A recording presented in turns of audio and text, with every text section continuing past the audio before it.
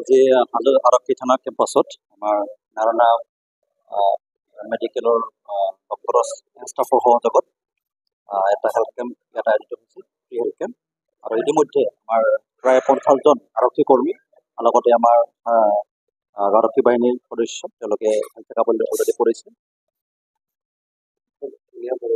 হয়, ভাল লাগিছে। আৰু মই ধন্যবাদ জ্ঞাপন কৰিছোঁ আমাৰ নাৰায়ণা হস্পিটেলৰ সমূহ আমাৰ ডক্টৰ ছাৰ আছে, মেডিচিন স্পেচিয়েলিষ্ট নাথ ছাৰ, তেওঁলোকৰ ষ্টাফ আছে, তেওঁলোকে ধন্যবাদ জ্ঞাপন কৰিছোঁ। তেওঁলোকে আমাৰ মাজত আহি পেলাই যে আমাক এনেকুৱা বিনামূলীয়া স্বাস্থ্য শিবিৰ পাতি আমাক উপকৃত কৰিছে। এটা কথা, আৰক্ষীৰ লাগে আৰক্ষীৰ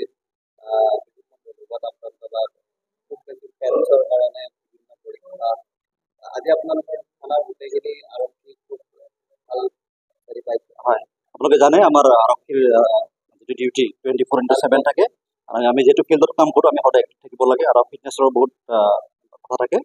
গতিকে আমাৰ বেছিক যিখিনি কথা, আমাৰ প্ৰেছাৰ, চুগাৰ বা হাৰ্টৰ প্ৰব্লেম এইবিলাক চাবৰ কাৰণে তেওঁলোকে আহিছে আৰু গোটেইখিনি ব্যৱস্থা তেওঁলোকে কৰিছে, অলৰেডি চেকআপ হৈছে।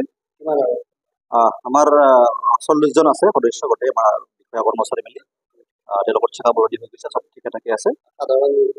সাধাৰণ যোনে থানাত আহিছে তেওঁলোকৰ আমি কৈছোঁ কৰিবৰ কাৰণে তেওঁলোক চাইছে। হয়, এইটো নাৰায়ণা হস্পিটেলৰ।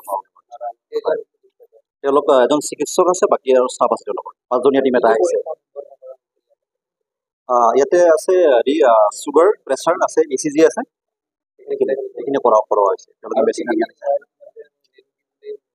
হয়, প্ৰায় নিৰোগী আছে। 2জনৰ অলপ প্ৰেছাৰৰ ইফাল সিফাল আছে, কাৰণ জানে আপোনালোকৰ ক'লৈ অলৰেডি 24/7 যেতিয়া আমাৰ ডিউটি হয় আৰু খোৱা লোৱাৰ যেতিয়া সঠিক সময়ত নহয়, তেতিয়া কিছুমান এনেকুৱা প্ৰব্লেম দেখা যায়, প্ৰেছাৰে হওক বা চুগাৰেই হওক।